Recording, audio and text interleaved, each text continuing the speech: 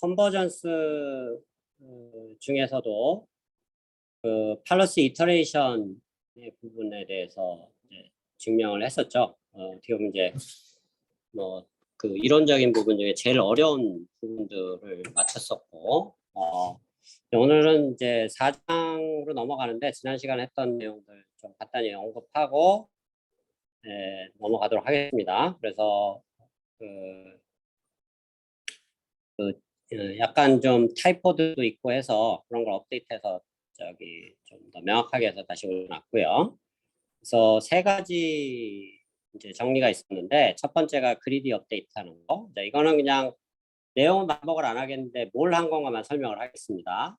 어떤 거냐면 그 그리디안 오퍼레이터 또는 벨만 옵티멀리티 오퍼레이터 T스타에 대해서 우리가 픽스 포인트가 있다고 치면은 그 픽스 포인트를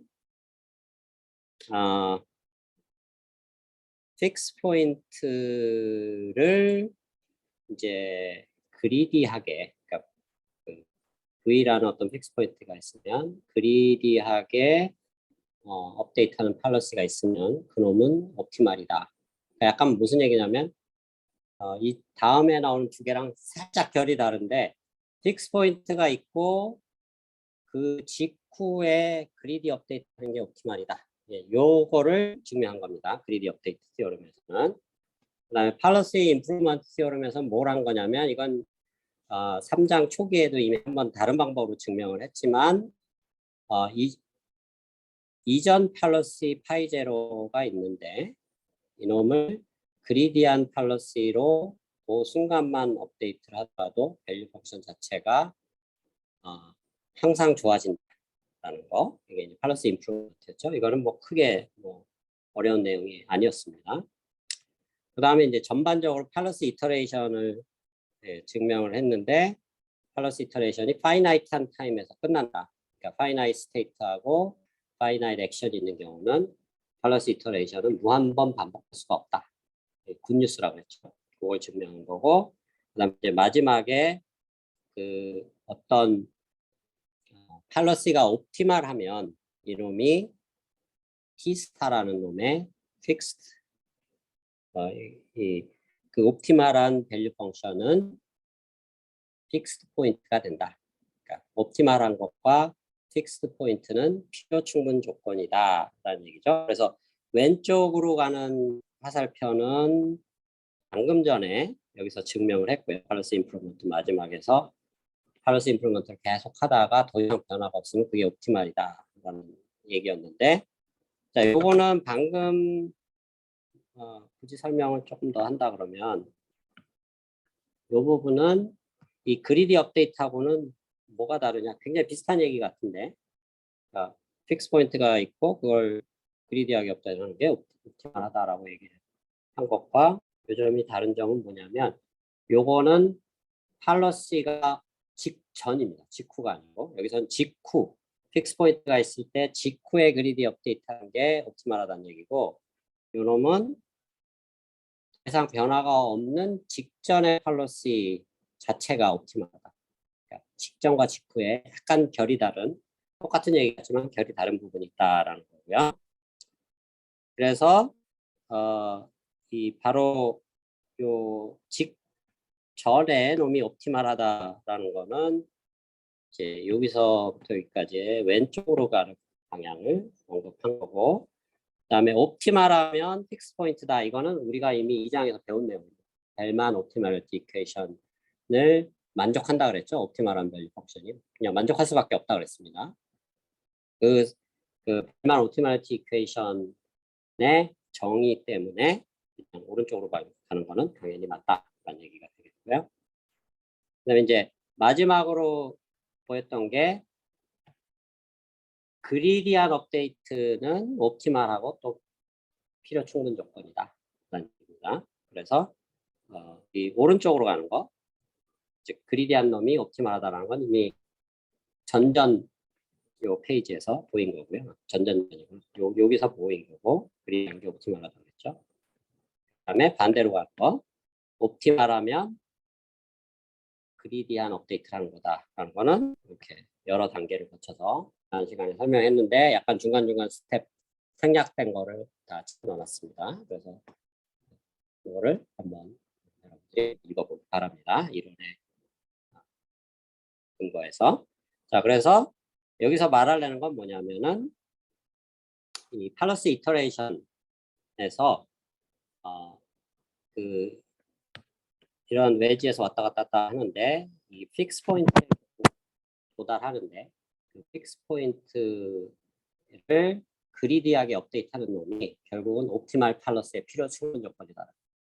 옵티말하면 당연히 그거하고 같아져야 되고 그 다음에 이 여기서 얻어진 픽스 포인트에다가 그리디 업데이트하면 그게 또 옵티말. 그래서 무슨 얘기냐면 지금까지 나온 얘기를 다 종합을 해보면 뭐냐면 픽스 포인트에 도달했을 때 도달하기 직전의 팔러스나 그거를 도달한 직후에 그리디하게 업데이트하는 거나 그 다음에 옵티멀한 팔러스나 세 개가 다 똑같다는 어떻게 보면 당연한 얘기인데 그 미묘한 차이점들을 이렇게 좀 다른 정리들을 통해서 증명을 한 것이다 라고 여러분들이 이해를 하면 되겠습니다. 자, 그래서 이제 어려운 강학습에서 어려운 부분들을 다 배웠고 4장부터는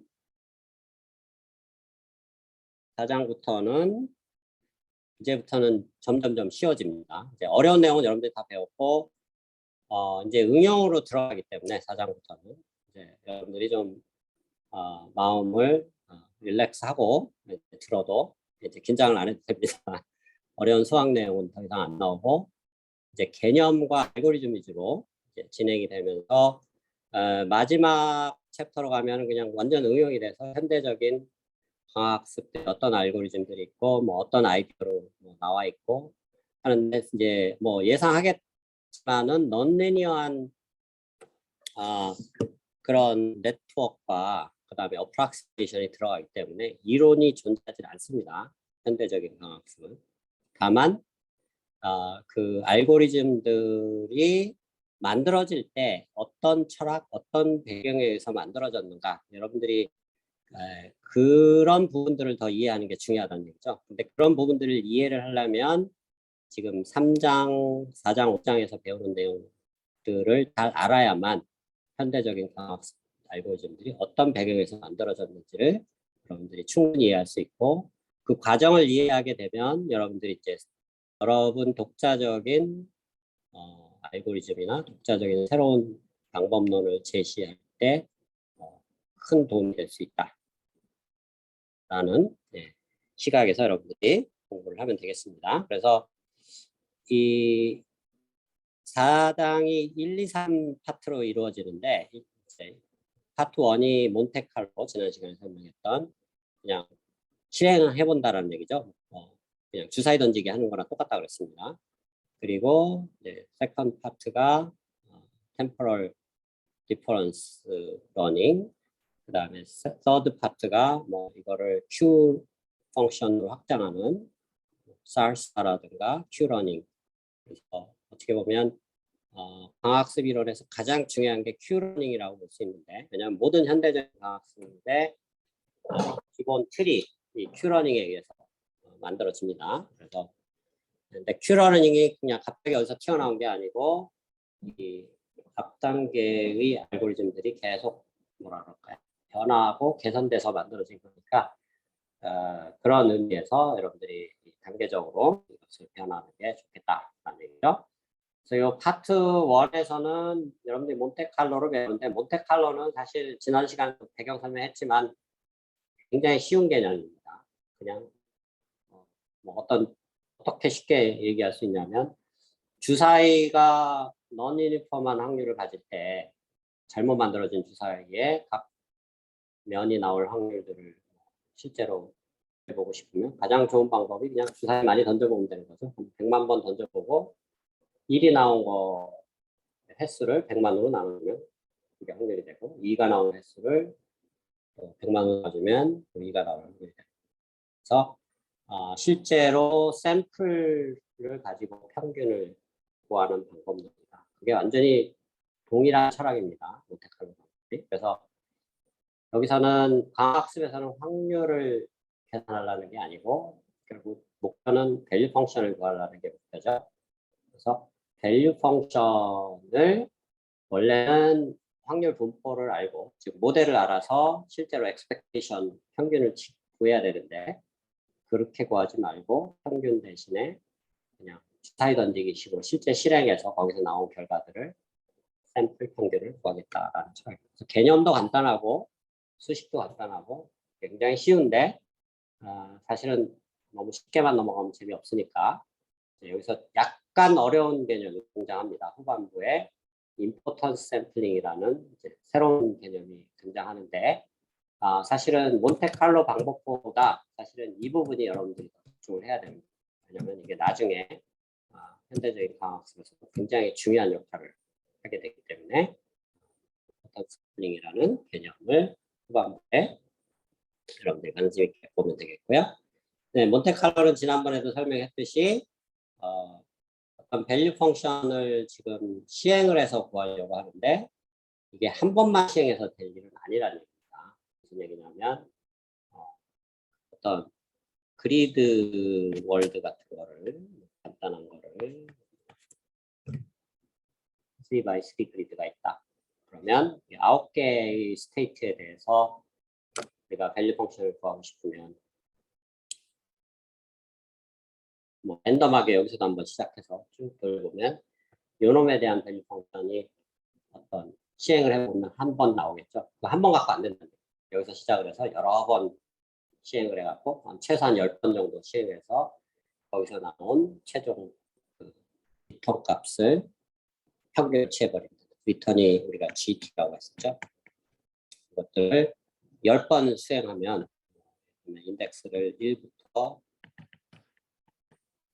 시행한 횟수가 여기 슈퍼스크립트가 됩니다. 요 10개의 숫자들을 그냥 다 더한 다음에 10으로 나눠줄게. 여기서 스테이트 시작한 놈의 밸류가 되고 마찬가지로 또 여기서 시작해서 똑같은 거 10번 시행해서 또 하고 그래서 몬테칼로가 장단점이 다 있다는 얘기입니다. 장점은 뭐냐? 최대 장점이죠. 최대 장점은 확률 분포를 몰라도 된다. 즉 마르코프 프로세스의 트랜지션 프로버빌티 몰라도 된다는 엄청나게 좋은 장점이 있죠. 근데 세상에 공짜 점심이 없듯이 모델을 몰라도 되는 대신에 여기서 우리가 금방 예시에도 봤듯이 요 한 스테이트에 대해서라도 밸류 펑션을 구하려면 한 번만 던져갖고 한 번만 실행해갖고는 안 된다는 거예요.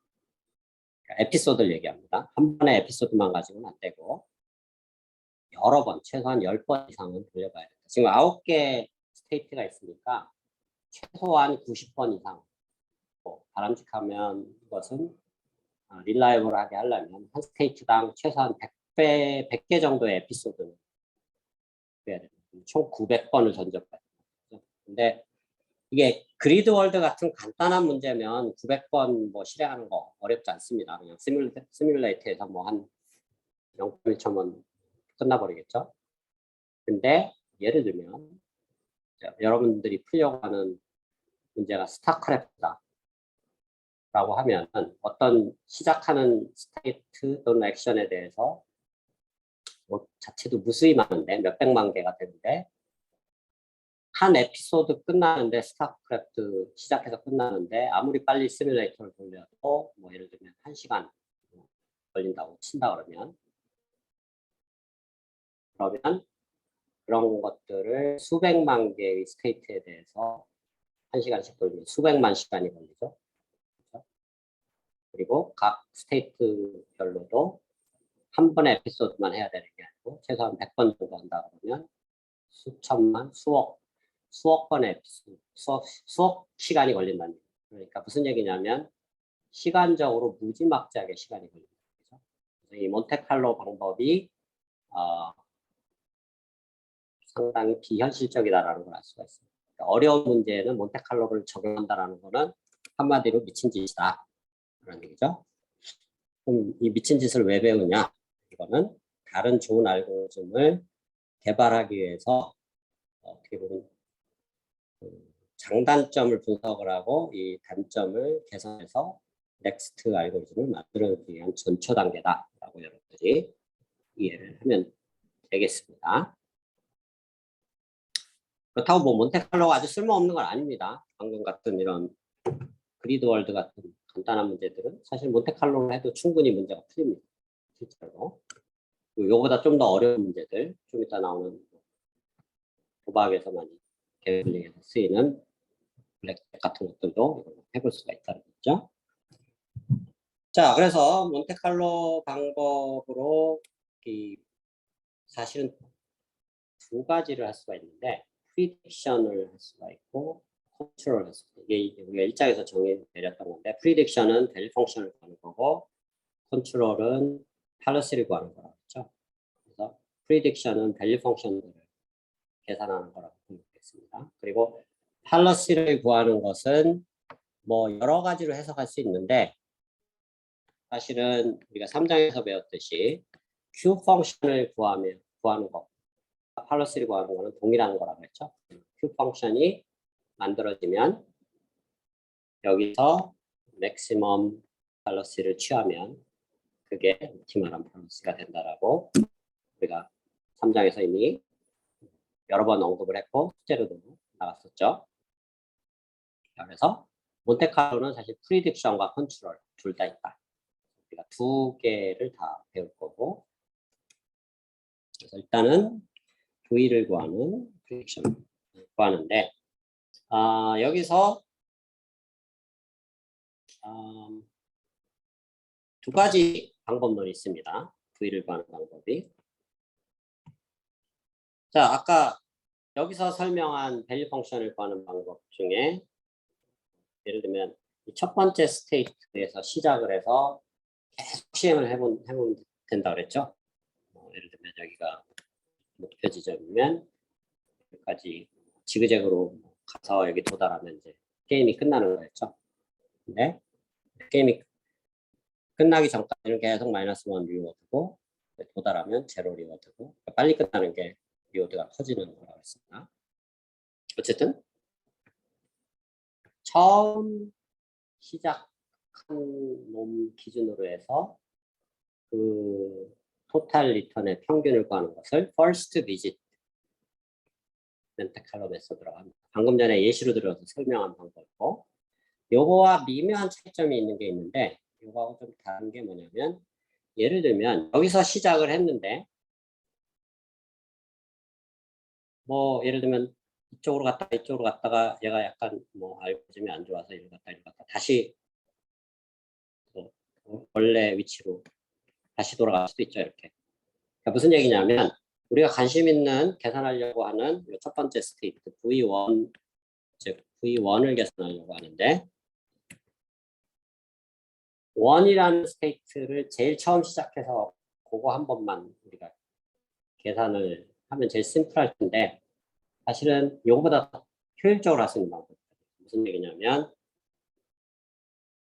아까 지난 시간에도 되겠지만 스테이트 액션 뭐 SAS라고 그랬죠. 리워드, 스테이트 액션, 리워드 이렇게 계속 가서 마지막 파이널 스테이트까지 도달하는데 이런 걸 에피소드라고 그랬고 이런 에피소드를 여러 번 생산한다고 그랬죠. 근데 방금 예시한 것처럼 이게 시작할 때 스테이트가 1이었는데 중간에 원 스테이트로 다시 돌아오는 경우도 있을 수가 있죠. 그래서 아까 설명한 방법은 두 번째 돌아온 경우는 무시해버립니다.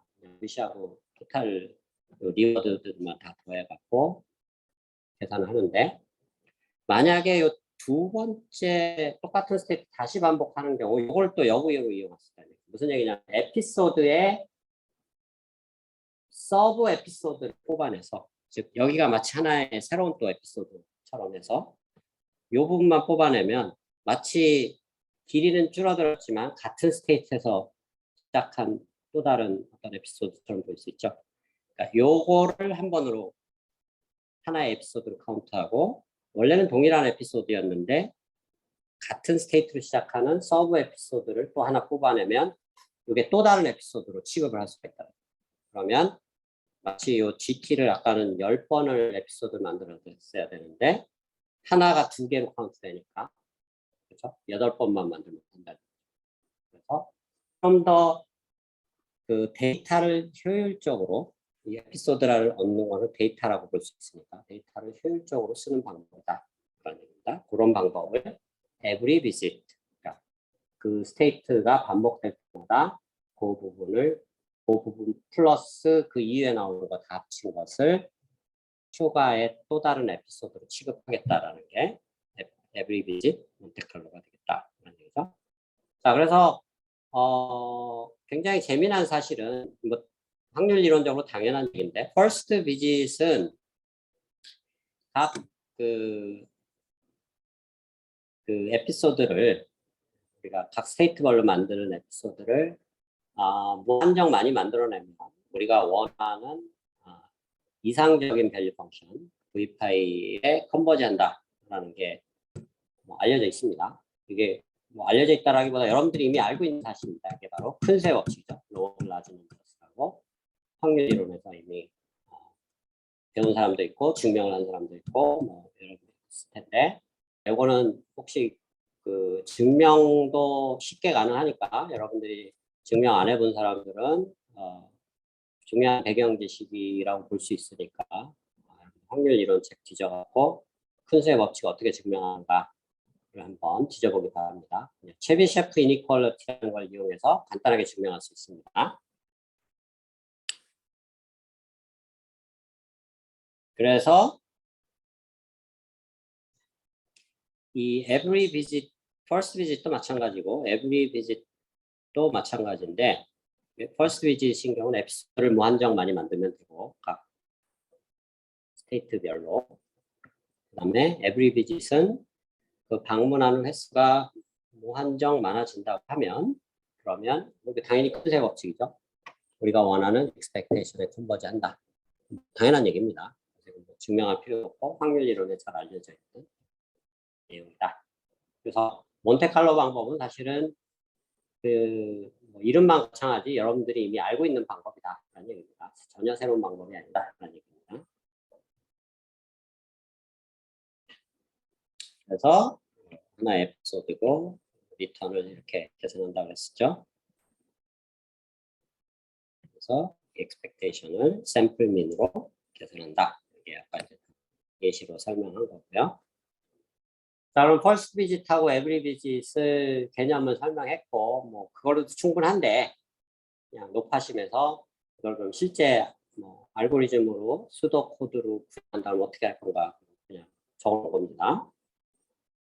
각 스테이트별로 아까 그리드 월드를 생각하면 되겠습니다. 첫 번째 스테이트 시작해서 계속 시행을 해본다는 얘기죠. 그래서 한 번 에피소드 만들 때마다 n이라는 카운터를 1씩 증가시킨다. 그러니까 에피소드 몇 번 했느냐 이걸 얘기합니다. 그 다음에 한 번 에피소드 나올 때마다 토탈 리턴이 계산되겠죠. 그냥 리워드들을 쫙 더한 겁니다. 디스카운트에서. 자, 이니셜 컨디션들은 다 제로고요. 쭉 더해주면 그걸 서메이션 한다고 해서 sum s라고 표현했고요. 그래서 그 스테이트를 로 시작한 총 에피소드의 개수로 나눠주면 밸류 펑션 VS라고 하고 이 VS가 에피소드 숫자가 NS가 많아지면 이게 타이프네임 무한대로 갑니다. 무한대로 하면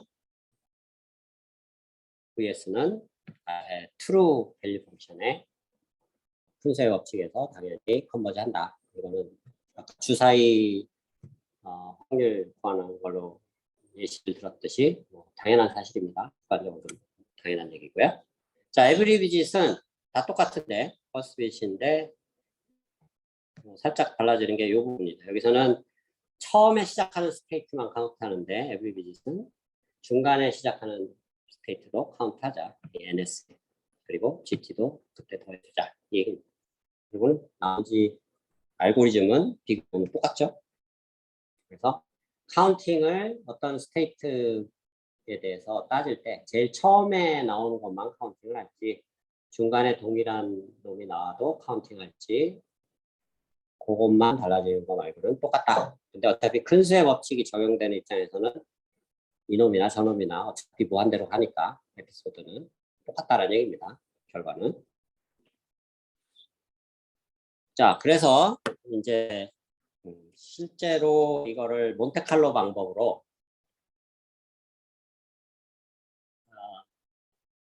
우리가 밸류 펑션을 한번 그 갬블링에서 굉장히 갬블링 좀 할 줄 안다 하는 사람들은 기본으로 많이 하는 블랙잭이라는 게임의 밸류 펑션을 구하는 경우에 한번 적용을 해볼 수 있다. 사실 블랙잭이라는 게임은 딱 정해져 있는 룰이 있습니다. 좀 이따 설명을 하겠지만, 그러니까 룰이 있다라는 얘기는 무슨 얘기냐면 그 정확하게 모델을 안다는 얘기고 트랜지션 프로버비티를 알 수 있다는 얘기인데, 좀 이따 설명을 하겠지만 이놈이 가지고 있는 가능한 스테이트 개수가 200입니다. 200. 작다고 생각할 수도 있는데 트랜지션 200개의 스테이트가 있으면 여러분들이 모델로 계산해서 이걸 계산하려면 200개의 스테이트에서 현재 200개 스테이트에서 다음 200개 스테이트로 넘어가려면 스테이트가 100개고 액션이 2개인데 사실은 어쨌든 뭐 100개에서 100개로 넘어간다고 치더라도 그렇게 된다 그러면 만약에 모델을 통해서 여러분들이 2장에서 외웠던 벨만 expectation equation 이걸로 이걸 계산하려고 하면은 200 by 200 매트릭스를 일일이 손으로 다 그려야 됩니다. 큰 종이에다 그리든 여러분들 코딩을 하든. 근데 이게 상황에 따라서 트랜지션 프로젝트가 다 다르기 때문에 한번 상상을 해보십시오.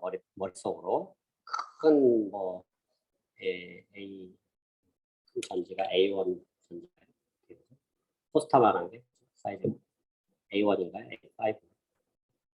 네? A1이죠. A1 전지에다 500 매트릭스를 그려서 일일이 거기 수식을 적는다고 생각하면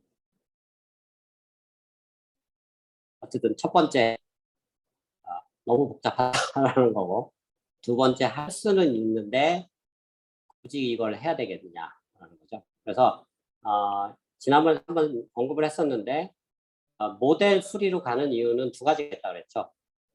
그러니까 모델이 진짜로 아예 안 주어지는 경우 너무 그냥 실험적인 그런 예를 들면 주식시장 같은 이런 것들 모델이 뭔지 알 수가 없습니다. 왜냐하면 그 안에서 일어나는 일들을 정확하게 알 수가 없기 때문에.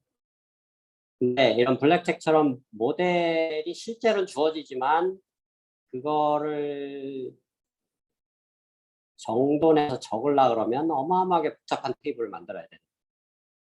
테이블을 적느니 그냥 모델 프리로 가는 게 차라리 낫다. 그런 상황이 벌어진다. 블랙잭이 약간 그런 케이스. 트랜지션 프로버비티를 억지로 구하려면 구할 수는 있는데 사실은 안 하는 게 낫다는 얘기. 너무 지저분하고 복잡해서.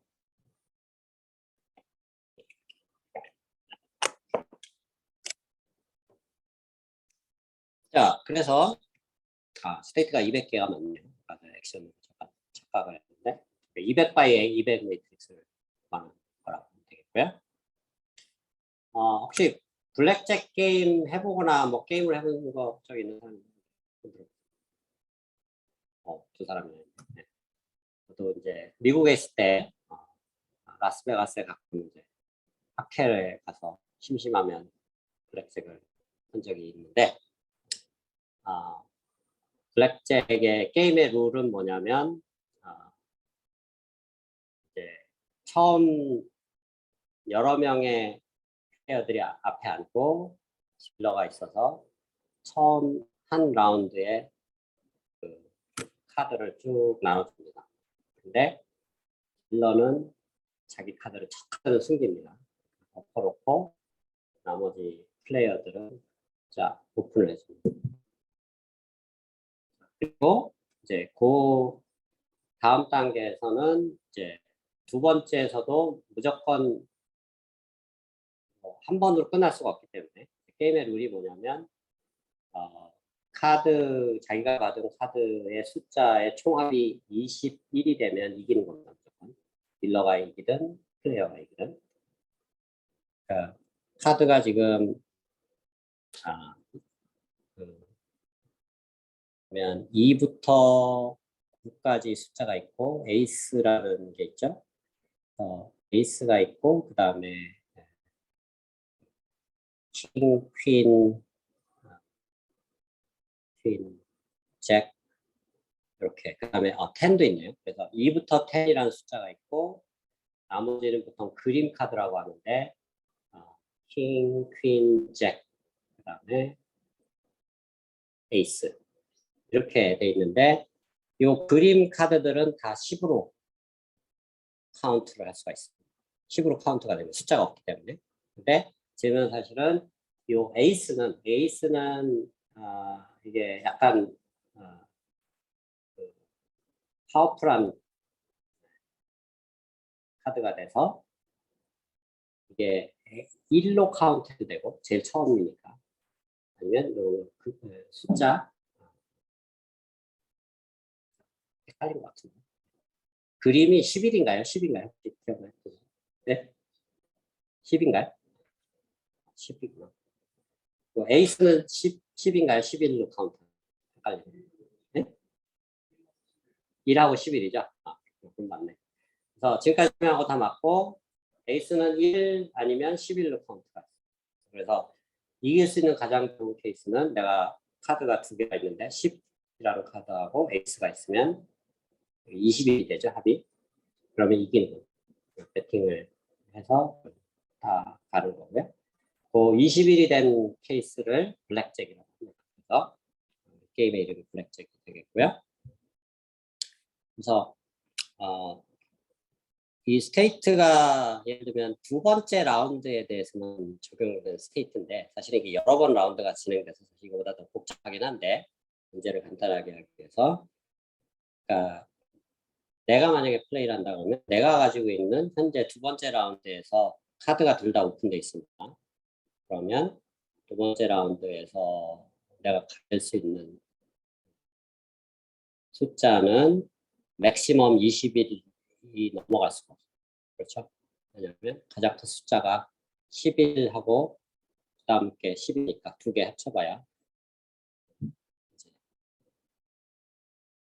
그렇게 되고 만약에 에이스가 두 개 나왔더라 하더라도 그러면 그 22 아니냐고 그럴 텐데 그게 아니고 하나는 11, 하나는 1로 카운트해야 되겠죠.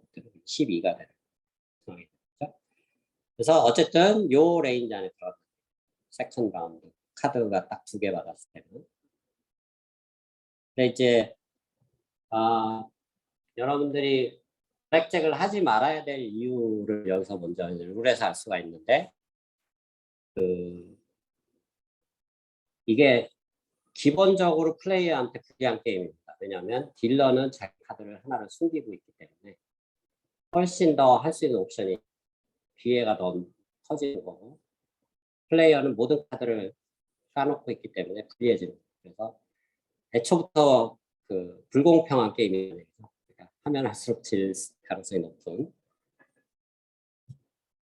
그리고 딜러는 두 개를 가지고 있지만 하나는 숨겨놓고 있기 때문에 하나만 카운트합니다. 그러니까 에이스 아니면 가장 큰 숫자 10 그림 그게 없다는 얘기죠. 그리고 이제 아까 에이스가 A라는 카드가 굉장히 파워풀한 카드라고 했죠. 1이 될 수도 있고 11이 될 수도 있다고 했는데 이걸 내가 가지고 있으면 굉장히 유리한 상황이에요. 왜냐하면 이거를 나한테 유리한 방향으로 내가 만들어 조정해서 쓰면 되는 거니까. 그래서 에이스가 내가 있느냐 없느냐 중요한 요것만 중요한 게 아니고 토탈 합이 토탈 합을 이루는 카드 중에 하나가 에이스가 있느냐 아니면 둘 다 에이스가 있느냐 그게 굉장히 중요한 이슈가 되는 거죠. 그래서 이게 10케이스, 이게 10케이스, 이게 2케이스에서 총 200개가 스테이트가. 그래서 현재 스테이트에서 다음 스테이트로 넘어가는 게 이제 확률적인 게임인데 이거를 확률적으로 뭐 유니폼한 디스트리뷰션으로 해서 다 계산을 할 수 있는데 200 by 200 행렬을 만들어야 된다는 말도 안 되는 상황이 벌어지니까 그럴 바에는 차라리 모델 없다고 가져가고 계산해보자라는 겁니다. 자, 여기서는 두 가지 액션이 있는데 세컨드 라운드에서 서드 라운드로 카드를 받을지 말지를 플레이어가 결정할 수 있어요. 그러니까 무슨 얘기냐면 더 이상 카드를 안 받을지 스틱한다 그러고 한번 카드를 받을지 결정했어요. 바이너리 액션이 가능하다는 얘기고요. 그러니까 두 개의 액션이 케이스가 되고요.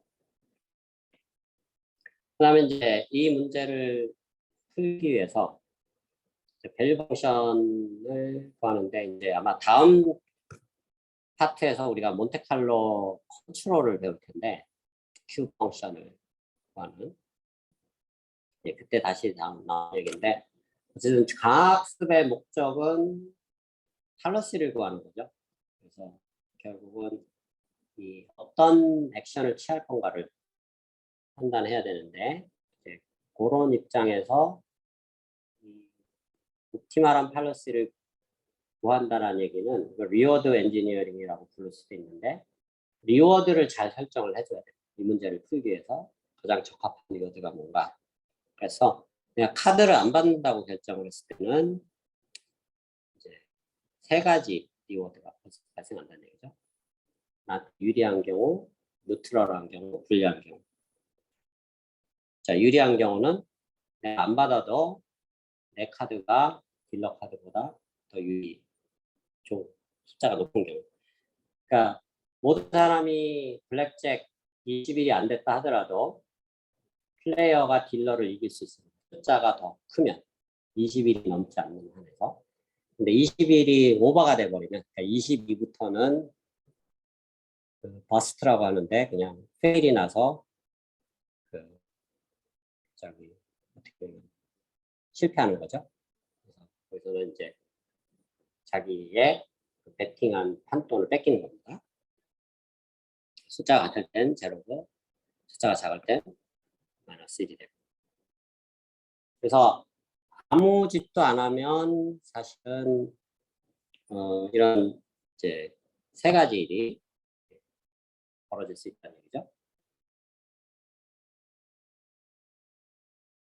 근데 카드를 받으면 이제 두 가지 상황만 벌어질 수 있다. 내가 지금 거의 20에 가까운데 카드를 새로 받았더니만 5가 들어왔다. 그럼 25가 돼버리면 21이 오버 돼버리니까 게임에서 져버린 거고 마이너스 1이 되는 거죠. 그리고 아무것도 21이 여전히 오버가 안 됐을 경우는 카드를 받더라도 그때는 그냥 뉴트럴하다 라고 보는 거죠. 자, 그래서 이렇게 리워드를 결정을 해서 하는데 여기서 나중 또 다음 챕터에서 이 예시가 다시 등장하는데 그때 봐도 다시 이해할 수 있는 부분이긴 한데 현재 내가 가지고 있는 카드가 10일 이하면 사실은 안 받으면 바보입니다. 10일 이하면 최소한 버스트 날 일은 없으니까. 그렇죠? 뭐 맥시멈 들어와 봐야 10이 들어오니까 손해 날 일이 없는데 안 받는 게 바보죠. 그럴 때는 10일 이하인 경우 무조건 받아라. 이건 기본 룰이 되는 거죠. 트랜지션 할 때 어떤 액션을 취하는데 트위스트 액션의 현재 스테이트에서 10일 이하인 경우 무조건 받는 그런 상황이 되겠고, 그래서 요런 이제 게임의 룰이 있을 때 이거를 아까 얘기했듯이 그 다이나믹 프로그래밍으로 지난 챕터 3까지 배웠던 방법이 모델 베이스드 방법이라고 했죠. 다이나믹 프로그래밍 자체도 트랜지션 확률을 알아야 됩니다. 그렇죠? 왜냐면 한 이터레이션을 다음 이터레이션 업데이트할 때 그 리워드 플러스 감마 그다음에 시그마 트랜지션 프로버빌티 넥스트 스테이트였죠. 그러니까 트랜지션 프로버티를 알아야만 다이내믹 프로그래밍이 가능한데 그거를 계산해 놓으려면 어마어마하게 큰 테이블이 필요하니까 그거 귀찮다. 그거 하지 말고 그냥 몬테칼로로 해보자. 라는 겁니다. 전략이. 근데 아까도 예시를 들면서 설명했지만 몬테칼로가 장점도 있지만 단점이 상당히 크다 그랬죠. 굉장히 많은 시간이 걸린다는 얘기입니다. 굉장히 많은, 그러니까 다이나믹 프로그래밍으로는 뭐 예를 들면 모델을 안다고 치면은 뭐 한 10번 이터레이션 하면 컨버지를 했었는데 그런 월드 같은 데서 몬테칼로 방법을 쓰면 그거에 최소 100배, 1000배 정도 이터레이션을 더 해야 된다. 그러니까 에피소드 더 만들어야 된다. 그렇죠? 시간이 아주 많은 사람 할 때는 그런 사람한테는 적용 가능한 방법이다라는 얘기죠. 그래서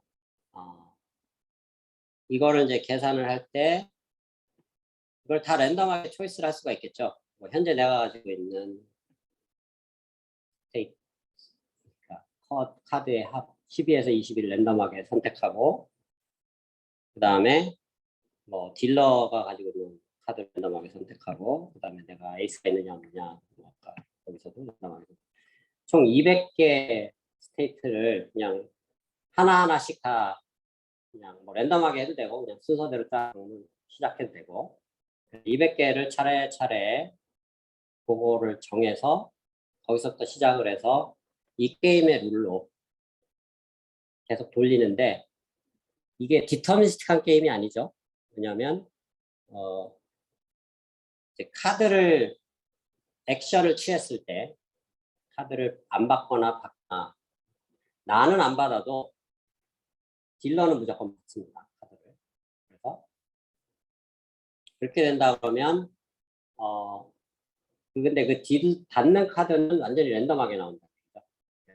지금 포카 카드가 총 52개의 카드가 있는데 그러니까 52분의 확률로 물론 여기서 숫자가 그만 카운트하니까 본인은 안 따지니까 4개로 나누면 13인가요? 네. 13분의 1 확률로 뭐가 숫자가 나오는데 확률적으로 뭐가 나올지 모른다는 얘기예요. 그렇기 때문에 게임 자체는 랜덤한 거라고 했죠. 그래서 그 랜덤한 거를 실제로 그냥 주사위 던지듯이 여러분들이 뭐 이걸 사실 파이썬으로도 쉽게 구현해 볼 수 있습니다. 그래서 랜덤하게 계속 실행을 해서 200개 각 스테이트별로 예를 들면 아까 설명했듯이 한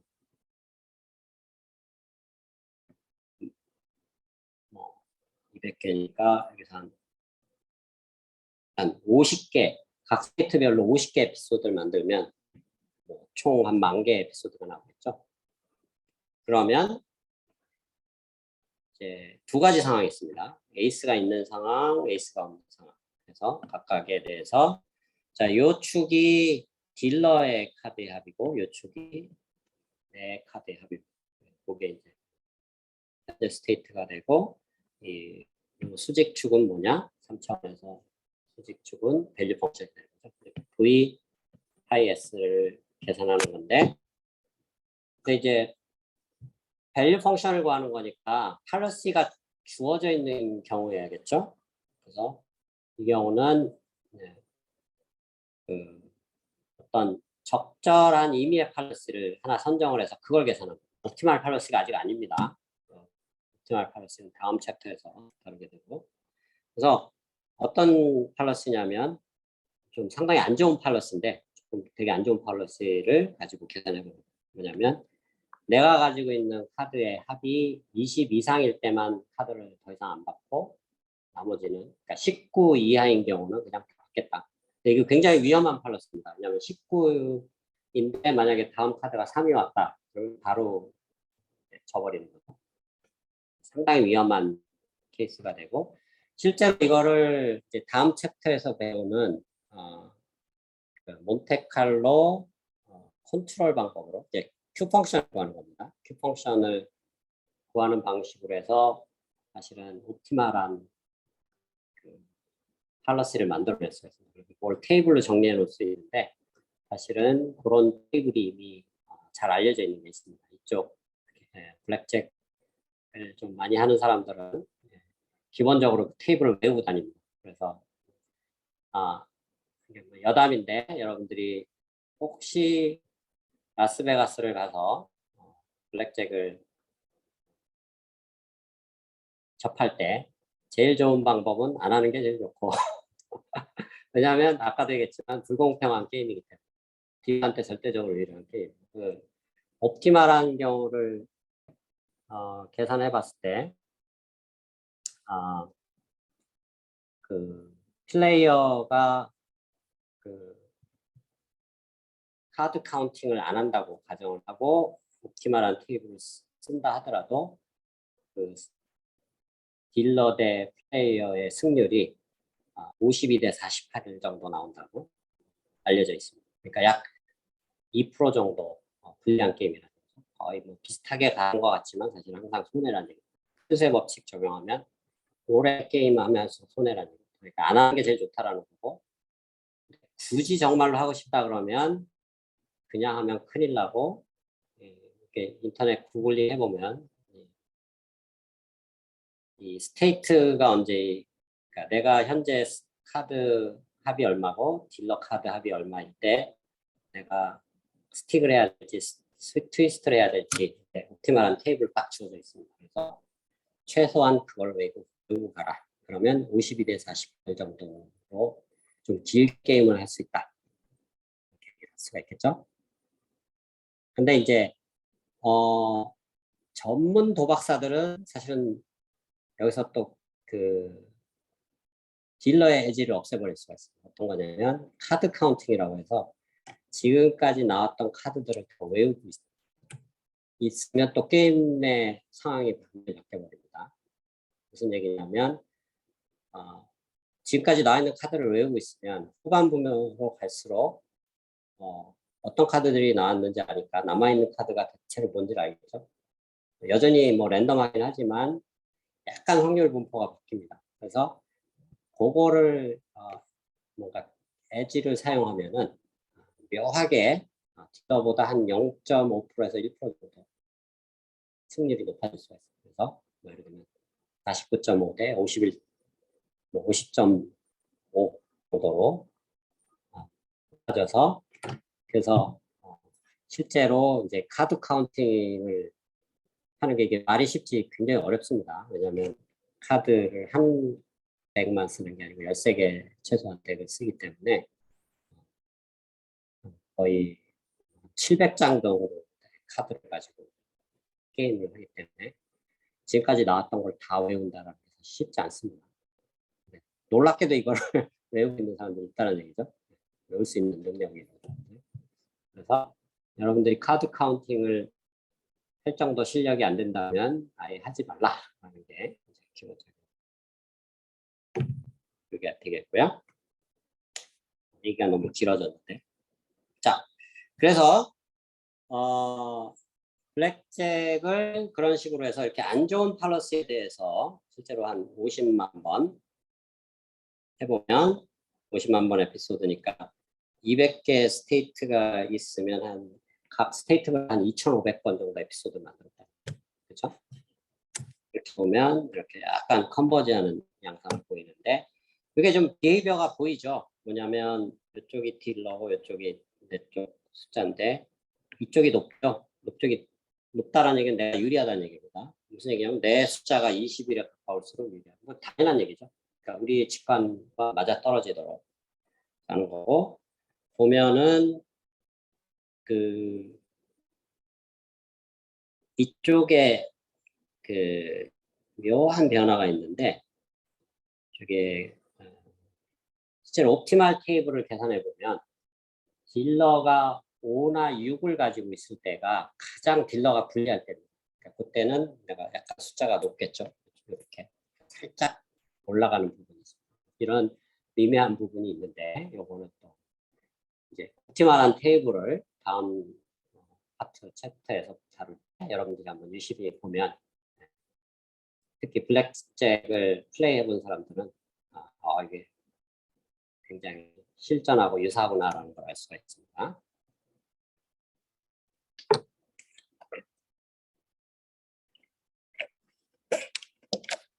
이 몬테칼로를 이렇게 배우는 이유는 뭐 어쨌든 다음 단계 뭐 템포럴 디퍼런스 알고리즘을 만드는데 전초적인 역할을 하는 이론적인 근거도 있지만 지난번에도 설명했듯이 광학습의 세 가지 방법론 중에 그 시행착오 방법론이 있었죠. 바이올로지 쪽에서 온 그 시행착오 방법론과 사실은 결이 거의 비슷한 방법론이다라는 것을 여러분들이 알 수가 있습니다. 그러니까 몬테칼로는 사실은 우리가 무시할 게 아니고 광학습의 중요한 축의 하나인 시행착오 방법론에 해당된다. 즉 인간 또는 동물들이 주변 환경을 또는 주변에서 먹이를 찾아가고 그 포식자를 피해서 도망가는 이런 학습하는 과정이 결국은 몬테칼로적인 방법입니다. 이것저것 시험해보고 예를 들면 처음 보는 동물을 만났는데 제가 나한테 위험한지 안 한지를 할 때 한번 덤벼보면 알겠죠. 덤벼봐서 물어 뜯겨보면 얘는 덤비면 안 되겠구나. 네, 나오는 거고. 근데 뭐 덤벼봤는데 내가 쉽게 이겼다. 그러면 또 거기에 따라서 이제 그러니까 덤빈다는 액션에 대한 어떤 밸류 펑션을 구해 나가는 과정이라고 볼 수가 있습니다. 이 몬테칼로도. 그래서 그런 철학의 한 일부라고 볼 수가 있고요. 그러면 이 몬테칼로와 3장까지 2장 3장에서 배웠던 다이나믹 프로그래밍이 어떤 철학적인 차이가 있을까를 한번 생각해 보자는 얘기죠. 우리가 그 어떤 현재 상황에서 미래에 벌어질 모든 가능한 상황들을 다 그려보자. 이게 현재 스테이트라고 봅시다. 그러면 스테이트는 하얀 동그라미, 액션은 까만 동그라미 뭐 이렇게 했었죠.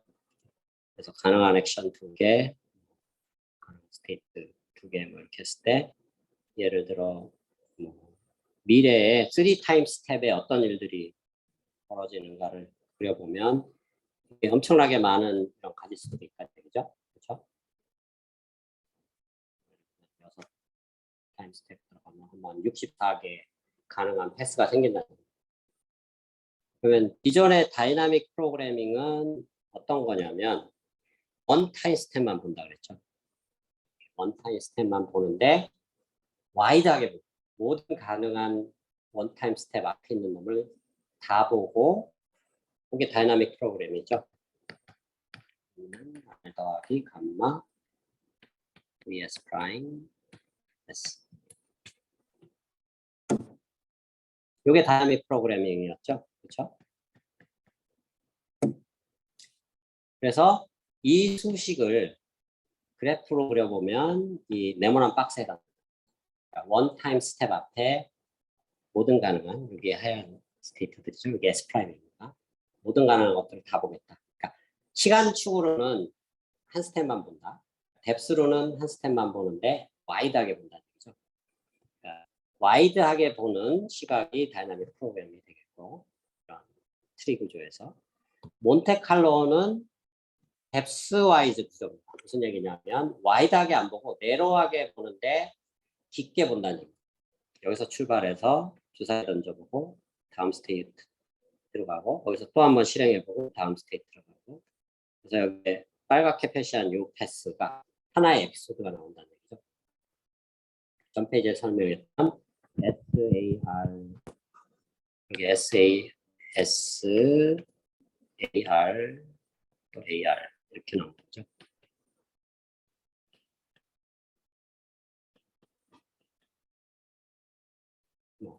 이런 게 하나의 에피소드가 이 빨간색으로 표시합니다. 그래서 뭔 얘기냐면 철학적으로 이 가능한 패스 트리에서 와이드하게 보는 시각이 다이내믹 프로그램이고 딥하게 보는 게 몬테칼로 방법이다. 이렇게 그래피컬하게 여러분들이 해석을 할 수 있다는 얘기죠. 뭐 이거는 이미 다 한번 언급했던 건데 몬테칼로는 그 강학습의 방법, 세 가지 방법론 중에 하나인 그런 시행착오 방법론이고, 그 다음에 모델 자체를 모르고 그냥 실제 환경과 데이터 또는 인터랙션 하면서 데이터를 모으는 그런 방법이 되겠죠. 그리고 더 재미난 사실, 이 부분이 앞으로 굉장히 중요한데, 이 챕터에서는 안 중요하지만 현대적인 강학습이 굉장히 중요합니다. 무슨 얘기냐면 스테이트 개수가 상상을 초월하게 많을 경우, 뭐 스타크래프트나 여러분들 나중에 이제 프로젝트로 할 그런 아타리 게임들, 오픈 AI 짐들 이런 것들 화면에 있는 픽셀 개수가 거의 스테이트 개수입니다. 그러니까 뭐 100x100 픽셀이 있다면 스테이트가 10,000개고 그거를 최소한 3개 프레임 정도는 합쳐야 되니까 3만 개 이상의 엄청난 스테이트가 된다. 그렇죠? 그럴 때 이런 이제 또 철학적인 질문을 던질 수가 있습니다. 이 중에 모든 가능한 스테이트를 굳이 다 봐야 되느냐라는 질문을 던질 수가 있겠죠. 그 질문이 사실은 밸리드한 게 실제로 그 예를 들면 3만 개 스테이트에서 실제로 벌어질 일은 그 중에 일부입니다. 특히 왜냐하면 그 픽셀 상에서 변화되는 게 노이즈에 해당하는 게 거의 대부분이기 때문에 실제 거기에 실제 벌어지는 상황은 한 1%도 안 될 겁니다. 그러면 특정 스테이트에 대해서만 밸류 펑션을 구하는 방법론이 현대적인 과학습의 기본 철학이고, 모든 걸 다 구하라는 건 어차피 불가능하기 때문에 스타크래프트 이런 거를 한다고 하면 스테이트 개수만 몇 천만 개가 되는데, 아니면 뭐 바둑 같은 경우만 보더라도 몇 천만 개 되는 스테이트에 대해서 이걸 일일이 다 구할 필요가 없다. 몇 개의 우리가 관심 있는 스테이트에 대해서만 계산을 한다고 하면은 굳이 모든 가능한 스테이트를 다 보는 이런 다이나믹 프로그램이 오히려 발목을 잡을 수 있다는 얘기죠. 그러지 말고 그냥 일부 스테이트만 우리가 관심 있는 부분만 계산하자. 자, 그런 면에서는 몬테칼로가 상당히 유리하다. 그래서 몬테칼로 방법론이 뭐 실제로는 안 쓴다고 제가 지난 시간에 선언을 해버렸지만 사실은 안 쓰는 게 아닙니다. 실제로는 몬테칼로를 그대로는 안 쓰지만 그 철학은 그대로 쓰이고 있다는 거죠. 어떻게 보면 현대적인 강학습은 사실은 몬테칼로 철학에 기반을 두고 있다. 이렇게 여러분들 이해해도 상관없습니다. 자, 그래서 액션 밸류 펑션이 이제 다음 파트에서 왜 중요한지 이런 부분들을 이제 설명을 할 텐데,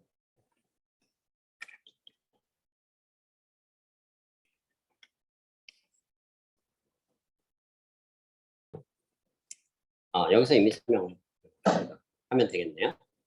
이제 몬테칼로와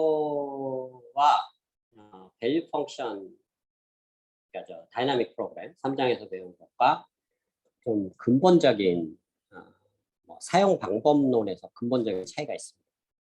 어떤 차이가 있냐면 이 식으로 다이나믹 프로그래밍이 대표가 되는데, 어쨌든 강화학습의 최종 목표는 뭐라 그랬죠? 승찬 학생? 뭘 구하는 거라 그랬죠? 네? 아니, 그 직전에 뭐라 그랬죠? 뭘 구하는 거라 그랬죠? Q를 왜 구하려고 그러는 거죠? 자, 팔러스를 구하려는 게 강화학습. 옵티마리가 아니고 그건 나중에 없다고. 어쨌든 강화학습의 최종 목표는 팔러스를 구하는 겁니다. 네. 그거는 왜 그런지 집에 가서 생각을 해보기 바랍니다. 뭐 당연한 얘기지만. 팔러시를 구함에 있어서 다이나믹 프로그래밍에서는 3장에서 배운 내용은 V를 구하나 Q를 구하나 똑같습니다. 이유는 V가 구해지면 Q는 자동으로 구해집니다. 바로 왜 그러냐면 Q는 요 가로 안에 있는 요거니까. 그렇죠? 여기에 뭐 expectation이 들어가긴 해야 되는데. 네. 무슨 얘기냐면 V가 주어지면 Q는 자동으로 계산이 됩니다. 모델을 가지고 있으면. 그러니까 V를 구하나 Q를 구하나 팔러시 구하는 데는 똑같다는 얘기죠. 왜냐하면 승찬 학생이 얘기한 것처럼 팔러시를 구하려면 Q만 주어지면 되는데 사실 뭐 Q나 V나 똑같은 역할을 할 수 있다는 얘기죠. 다이내믹 프로그래밍에서. 그런데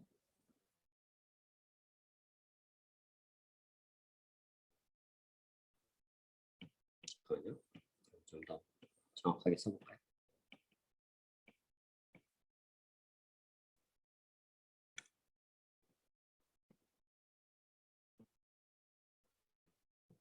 이거죠, 정확하게. 그런데 몬테칼로에서는 상황이 완전히 뒤바뀝니다. 무슨 얘기냐면 몬테칼로에서는 V는 쓸모가 없어져. 왜냐하면 Q는 당연히 쓸모가 있는 거죠. Q를 그냥 A에 대해서 맥시마이즈 하는 게 플러스니까. Q는 여전히 쓸모가 있는데 만약에 몬테칼로에서 V가 주어졌다. 그러면 Q 구하려면 이 식을 써야 되는데 이 식을 가만히 들여다보면 이런 항이 있죠. 이게 뭐죠? 이 항이? 제일 학생? 트랜지션 프로버비리티죠. 트랜지션이 꼭 있어야 된다는. 근데 몬테칼로의 전제 가정이 뭐냐면 트랜지션 확률을 모른다고 가정을 하는 거죠. 그러니까 무슨 얘기냐면 V가 주어진다 하더라도 Q를 구할 수 없어져거든요. 그러니까 이게 미묘한 차이인데 굉장히 큰 차이라는 얘기죠. 다이나믹 프로그램과 몬테칼로. 그래서 이 몬테칼로에서는 무조건 Q만 구해야 돼요. V는 쓸모가 없어지는 존재가 된다. 근데 다이나믹 프로그램에서는 V나 Q가 서로 그냥 형제 관계이기 때문에 공식에 의해서 연결되고 뭘 주어져도 상관없더라고요. 자, 그래서 우리가 보면 그 3장에서 그리드 월드로 예시 이글플 많이 계산했었죠. 그때 계산해 본 거 생각해 보면 우리 Q 구한 적 한 번도 없었습니다. 항상 V만 구했죠. 근데 V를 구해도 충분했던 이유는 V 자체가 Q를 나타내고 있기 때문에. 그래서 아무 문제가 없었던 건데 몬테칼로에서는 그게 안 된다는 얘기죠. 그래서 무조건 Q만 구해야 된다.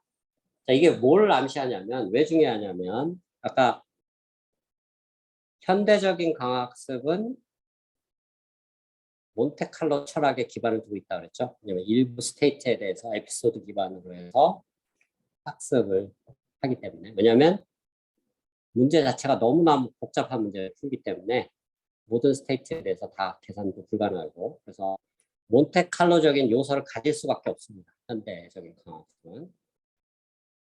그렇다면은 그 요소가 들어가는 순간 현대적인 강학습에서는 V는 쓸모가 없어진다. 그렇죠? 그래서 무조건 Q를 구해야 된다라는 중요한 결론에 도달한다. 그래서 앞으로 나오는 뭐 7장, 8장 이후에 나오는 모든 강학습들이 Q 펑션만 구하고 있습니다. 보면은 물론 V도 가끔 나오는데 그건 그냥 보조적인 역할만 하지. 어드밴티지 펑션 말고 약간 보조적인 역할만 하지 그게 핵심적인 게 아니라는 거예요. 그래서 Q를 구하는 게 목표가 돼야 된다. 알겠죠?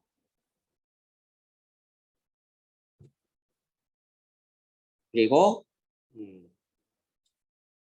이제 여기서 이제 중요한 개념이 등장하는데 1장에서 다뤘던 강학습에서 중요한 요소 중에 하나인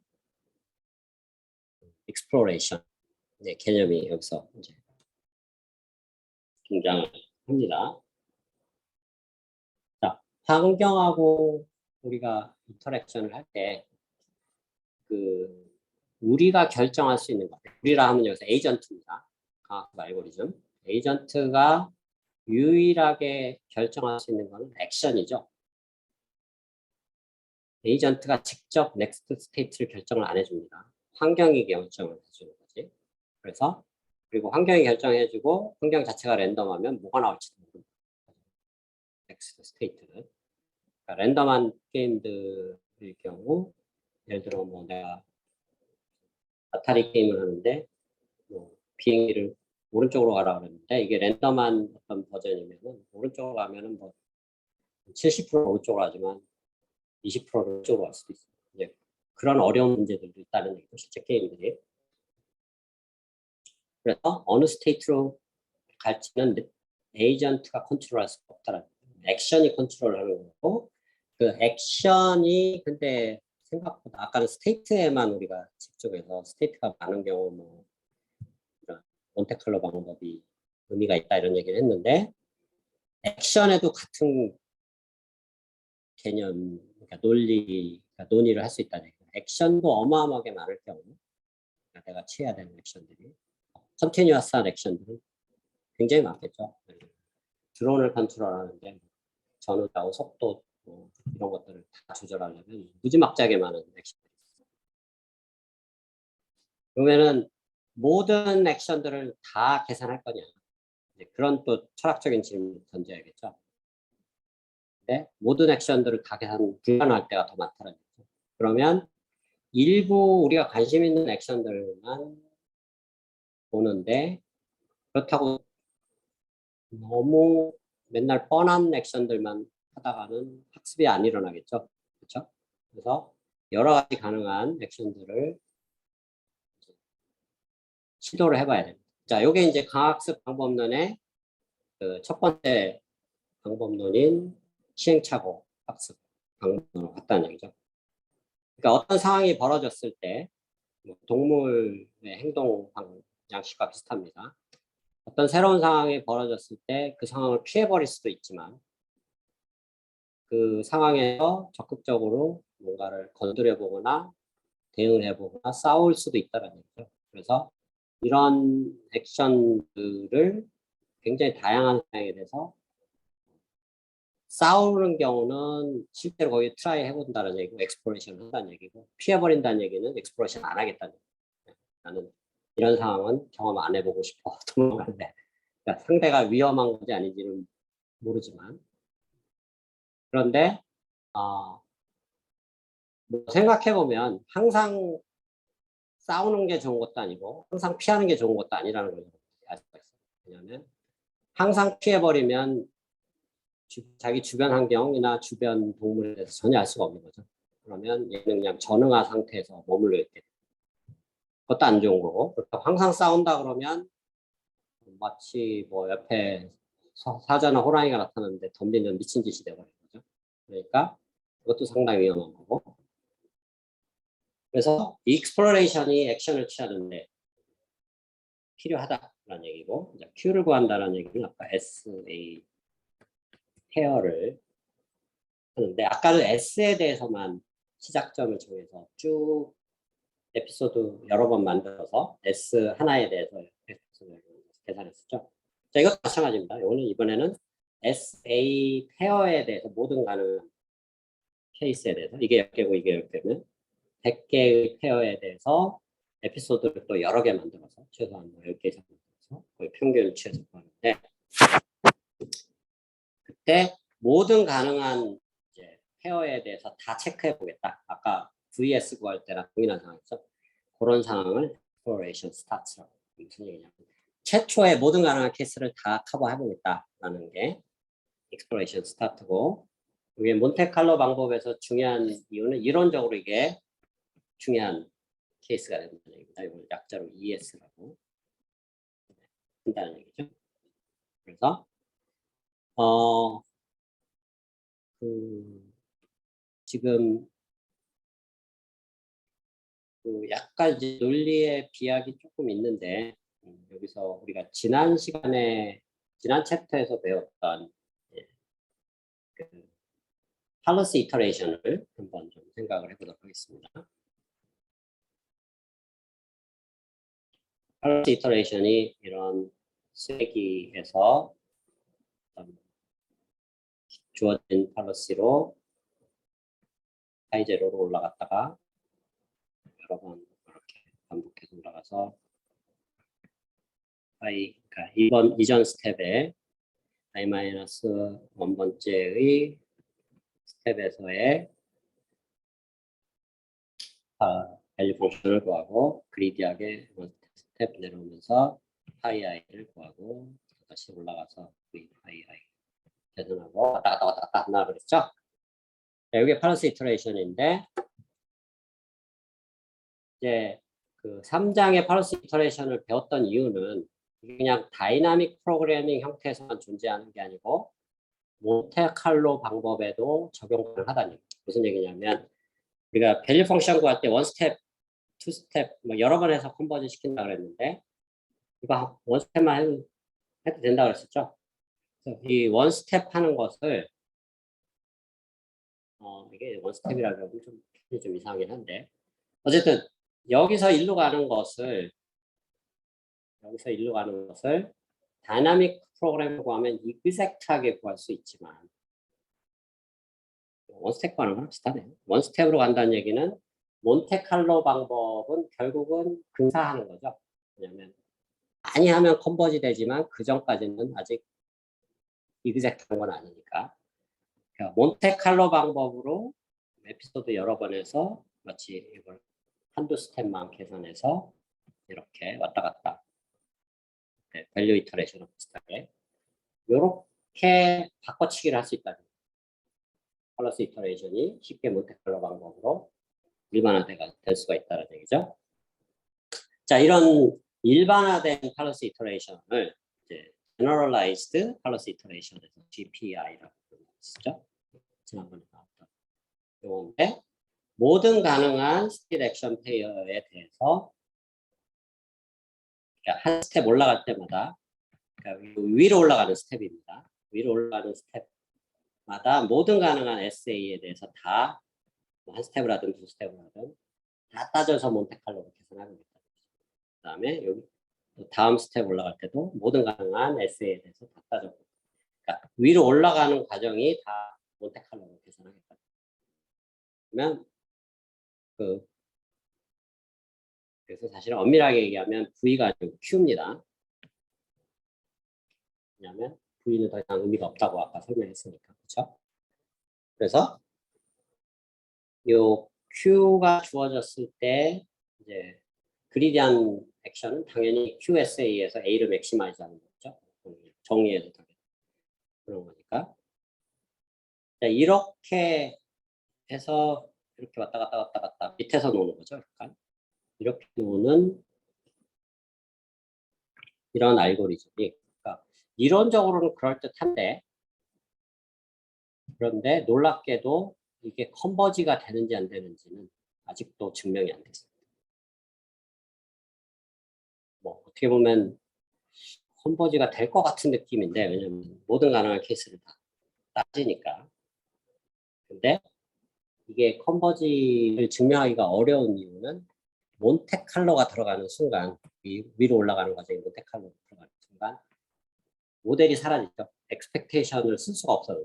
근데 컨버전스를 증명하려면 우리가 3장 끝에서 이론을 컨버전스 증명했듯이 그 벨만 오퍼레이터들이 감마 컨트랙션이라는 게 키포인트였는데 엑스펙테이션이 사라져 버리면 이게 감마 컨트랙션이라는 걸 보여주는 방법이 없습니다. 놀랍게도. 그러다 보니까 이게 증명이 불가능해집니다. 그러니까 왠지 증명할 수 있을 것 같은데 여전히 증명이 안 되고 있는 이런 오픈 프로그램이 있다. 그래서 이 문제가 여전히 골치덩어리다. 아직도 이론적으로 오픈 프로그램이 있다는 얘기죠. 그래서 이걸 어떤 형태로도 증명을 할 수 있다면 사실은 거의 과학습에 바로 그냥 유명한 대가가 바로 될 수 있는 그런 아주 중요한 문제다. 그런 얘기입니다. 자, 그래서 이제 온 팔러시, 오프 팔러시에 관한 개념이 이제 여기서 등장을 하는데 익스플로레이션을 하는데 익스플로레이션이 초반에 모든 가능한 익스플로레이션을 다 한다는 뜻입니다. 익스플로레이션 스타트라는 거는 모든 가능한 페어를 그냥 이그조스티브하게 다 설치하겠다는 얘기인데 생각해보면 말이 안 되는 얘기죠. 왜냐하면 스테이트가 100만 개고 액션이 100만 개면 페어는 10에 12승계가 되는 거예요. 1조 개를 다 체크한다는 말이 안 되는 상황입니다. 1조 개 이상의 에피소드를 만들어야 된다는 얘기니까 그래서 이런 그 가정을 깨버리고 할 수 있는 게 뭐가 있는가를 이제 다음 시간에 다뤄보도록 하겠습니다. 자, 여기까지. 네, 질문 있나요?